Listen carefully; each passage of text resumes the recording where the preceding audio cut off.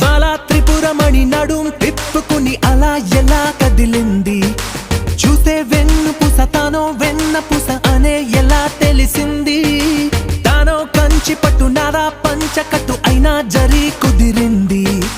ఎప్పుడో అప్పుడో చివరికొచ్చేది అక్కడికేగా. బుద్ధుడే ఓ యుద్ధమే